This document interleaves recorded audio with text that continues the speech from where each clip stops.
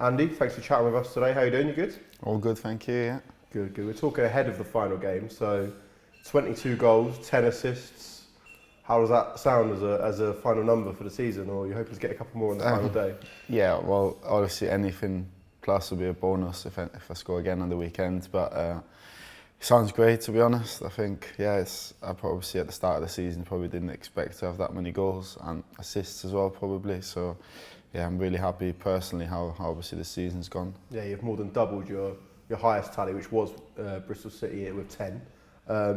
Was there a target in your mind, how many goals you wanted this year? Do you ever set that, or you just see how the season goes? Not really, I think, especially this season, obviously I hadn't played for nearly 8 months as like a competitive game, so for me it was more about trying to get back in the team and trying to play again, and anything was a bonus, to be honest. But then, when I obviously got to 7-8 goals, is like, can I get to double figures? And then kind of from December onwards, it's just carried on really, and I've just carried on scoring goals, and obviously then you got close to 20, so it was like, can I reach the 20 mark? And now I'm on 22, so I'll see if I can get another goal or not on Saturday. First of all, let's take it back 18 months to that injury break. 65 minutes into a game of Swansea, you're substituted off with what turned out to be an ACL injury. What were your immediate emotions thinking back to then? I don't know, to be honest. It was a little bit weird because I always thought personally if you do ACL, because it's one obviously of the worst injuries you can get in football, or at least one where you're out for a long time, so I thought it would be really painful, or I knew straight away, but to be honest I didn't really feel anything. You tried to run it off, didn't you? No, it felt weird. I played on I think for a minute or two and it just felt kind of not right, so I came off, and then all weekend I was just walking around really without any pain, so I thought, it can't be that bad. And then I came in Monday morning and seen the physios, and they looked at the knee and they went, I'm not gonna lie, I think if you've done the ACL, and I was a bit surprised because like I said, I didn't have any pain or anything. And then we went straight to see the surgeon on the Monday, because he had like a time slot free, and he looked at the knee, and before he even seen the scan, he said, I'm sorry, it's your ACL. So obviously that was a bit of a shock, to be honest. Like I didn't expect, but I think I coped with it pretty well. I think it was alright, and then I was more looking forward to just having the surgery and getting it out of the way. You'd never really had any long-term injuries before in your career. You kept yourself in great shape. So was it difficult to stay motivated, stay focused, getting back fit over that a long time out?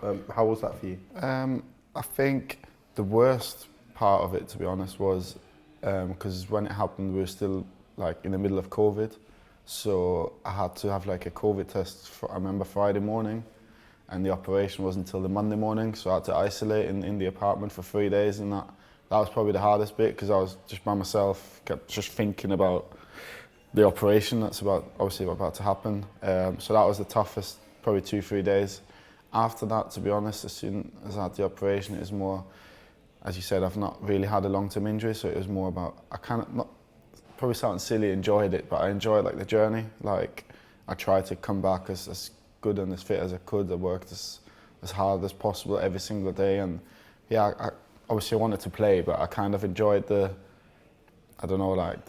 journey from not even being able to walk to getting back to full fitness. It was really satisfying getting yourself back fit. Yeah, just little gains every single day was something that obviously made me happy. And obviously I worked with Jill, the physio, a lot, and with Dell in the gym, and the two masseurs, Liam, were with me, and Pete were with me every day. So they helped me a lot, and I think it was good for them as well. I think they enjoyed it as well, seeing like me progress and probably get even fitter than I was before. So no, I think enjoyed it. It's probably the wrong word, but I enjoyed like the journey. Yeah.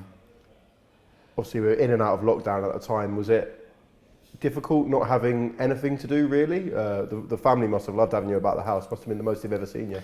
Yeah, I think obviously the first 2 weeks after the operation, I was just lying at home on the sofa. So that's a bit hard because I've got 3 kids now, but at the time I had 2 kids, and obviously they don't really understand that you can't move or you can't pick them up, anything like that. So that was a bit tough. Obviously my wife helped me a lot. She sorted the kids out, and I was just trying to get back to walking. And then after that, it was nice being home. Obviously I had every weekend off pretty much, so that was a time that I hadn't had in the last 10 years. I had some time off over Christmas, which I hadn't had in the last 10 years either. So yeah, I tried to see the positives in it and make the most of my time really. Results on the pitch kind of trailed off after your injury. Was it difficult not being able to influence things when they weren't going so well? You were on Robin's TV a couple of times. I imagine you were watching every game. Was that difficult? Yeah, very. I think, especially like, as I said, I've not missed many games in my career, so not being able to help the team is hard. But also, as we were in lockdown and in COVID, I weren't allowed to go to the games unless I did Robin's TV. So I had to watch it at home on the iPad. So that was obviously even worse sometimes, because obviously, like you said, unfortunately the games weren't what we wanted them to be. So yeah, watching it at home on the iPad was a bit frustrating. But that obviously made me want to come back even more and help the boys. Obviously, in February of last year, Nigel Pearson came to the club. He was appointed club's manager. Was that difficult for you, not being fit, not wanting to make an instant first impression, or did you feel confident knowing you'd worked together briefly at Derby before? It was nice when the manager came in, because like I said, I knew him from Derby, and I think even though he was only there for 3-4 months, I think we got on pretty well, and I enjoyed the time that he was there working with him. So it was nice to see him. But yeah, I knew at first his contract was only till the end of the season, so obviously I knew I wasn't going to be fit to play under him. So that was a little bit frustrating. And then obviously with my contract as well, it was up at the end of the year. The club had an option, but it was up, so it was a bit frustrating that I couldn't prove myself to the new manager, if you want to say it. But yeah, I just obviously tried my best in the gym. I think the manager was really good, to be honest. He kept coming into the gym and watching the injured players, seeing how they're recovering, and watching us, seeing how fit we are, how, like I said, how hard we're working. And he was speaking to us a lot, so that of course helped us as well. But yeah, no, it was definitely a bit frustrating that I couldn't prove myself to him. Obviously, you got back fit, you were in full training just by the end of the season. Was that a bit of a frustration that the season was ending, that you couldn't get back into games, or were you wanting to have a bit more of a break and then have a full pre-season, get sharp for the new season? Probably a bit of both. I think it felt a little bit weird, because yeah, I think full training was like 10 days before the season finished. I joined in with the team.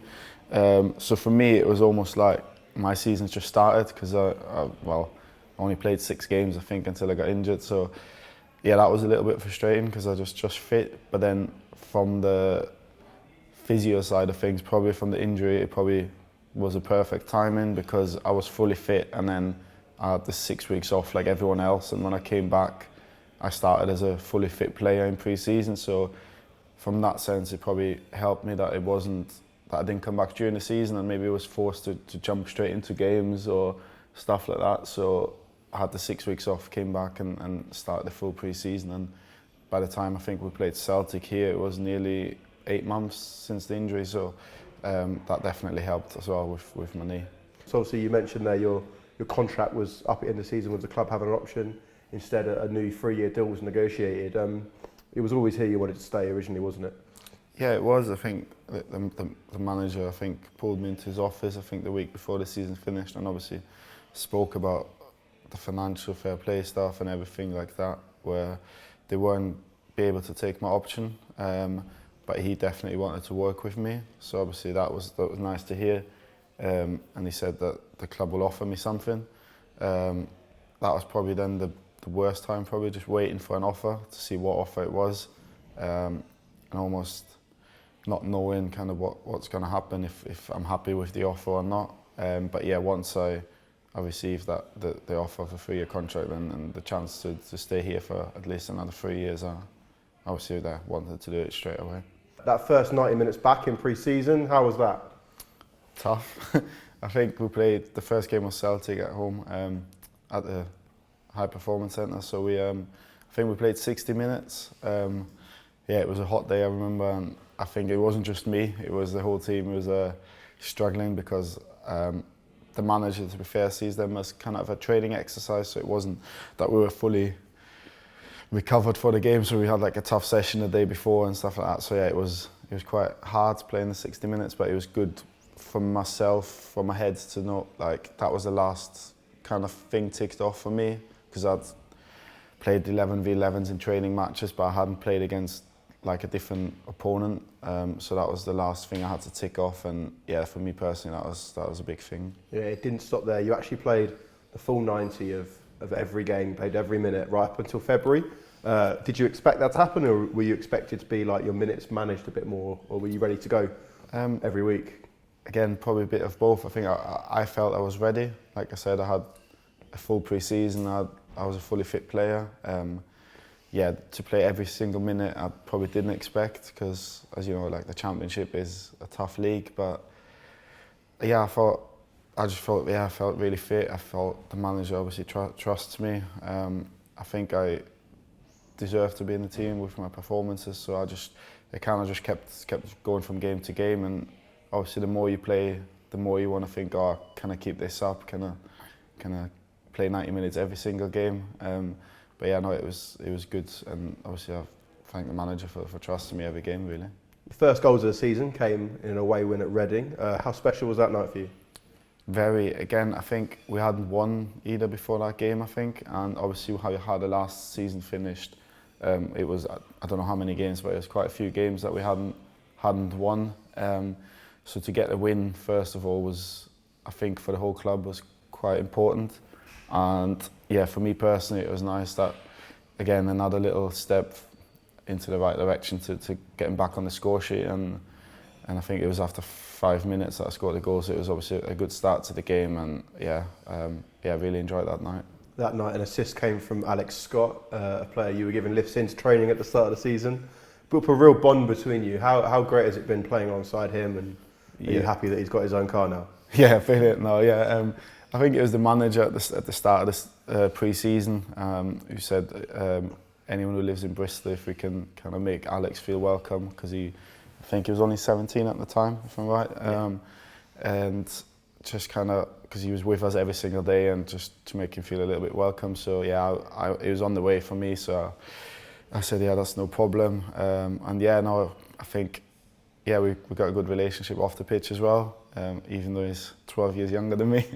But no, he's been brilliant, to be fair, all season. I think he said it in his interviews as well. He probably didn't expect to be involved as much as he has been, but yeah, he's just 18, and he's been brilliant for us this season.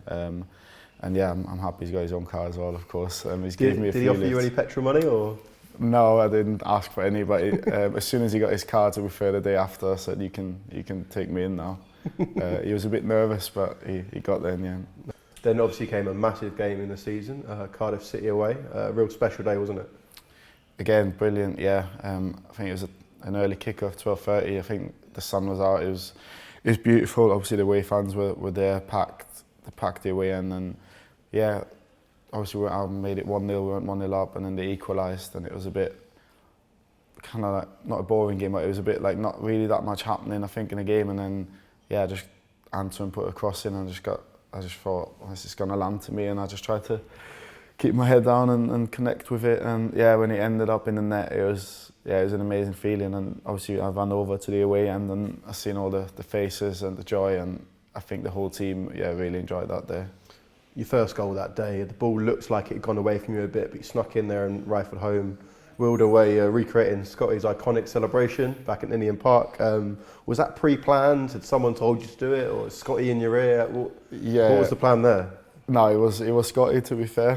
Before the game, in the changing room, before I walked out, he said, if you score, you've got to put your hands to your ears. And yeah, when the ball went in, I think at first I forgot a little bit, and then I went, oh yeah, I've got to do it now. And I ran down half the pitch and had my hands to my ears.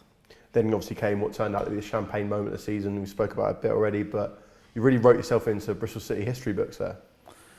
Yeah, that's nice. No, it was, for me, obviously, we wanted to win the game because we know how much it obviously means to the fans as well and the club. And yeah, I think it was probably one of them that it could have gone over the stadium, but the way I connected with it, as soon as I hit it, I knew it was in. And yeah, it was, like I said, an amazing feeling and a brilliant day all round.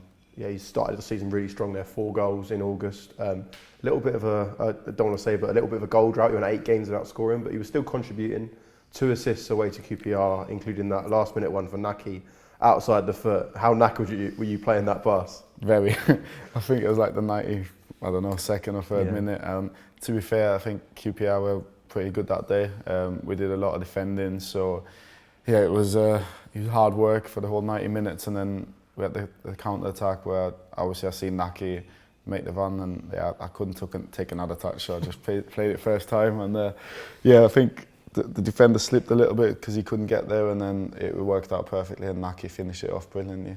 And again, the way fans sold out away, and it was brilliant celebrating in the last minute there. Some great wins on the road we've already spoken about, but let's not gloss over. We struggled at home at the start of the season, conceding a lot of late goals.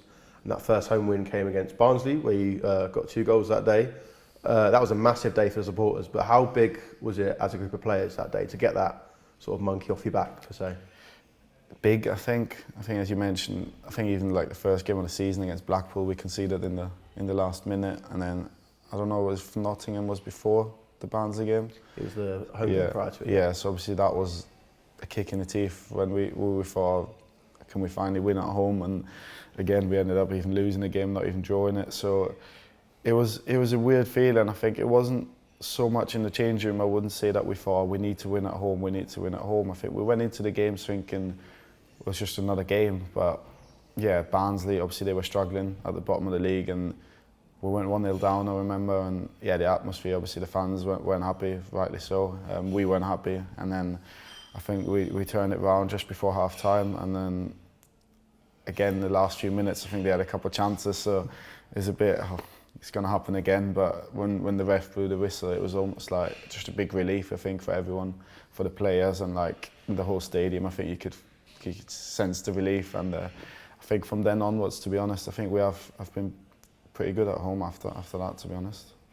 Moving on from there, a few wins, a few good performances, and then in December you became a father again. How was adjusting to that? Late nights, a lot of early feeds, or how was that?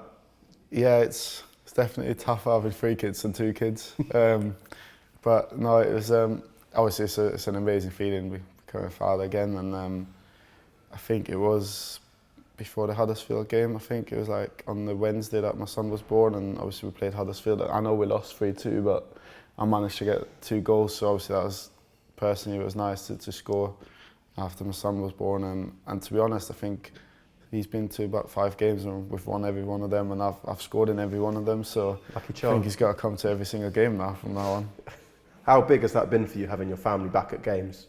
Yeah, great. I think especially my oldest son, he's 7 now, and he's like getting really into football, so for him to come to the games and yeah, see me play and score goals, and you can tell he's a little bit proud now when he goes to his own football, and that his dad plays football, so it's a brilliant feeling, yeah. Is he a goal scorer as well? Does he play up front? Or? He play, to be fair, at his age they just play everywhere. I know they just all run after the ball, but no, he's quite quick, to be fair, so we'll see. Following on from there seems to be a real turn in performances around the start of the new year. I know we lost to QPR, but it was a really good performance that night, and then obviously a really special day at home to Millwall, a hat-trick for you. That must have been one of the highlights of the season. Yeah, it was. Again, I think that was actually his first game, my son, that he came to, so not a bad one for him to come to. But it was a 3-2 win.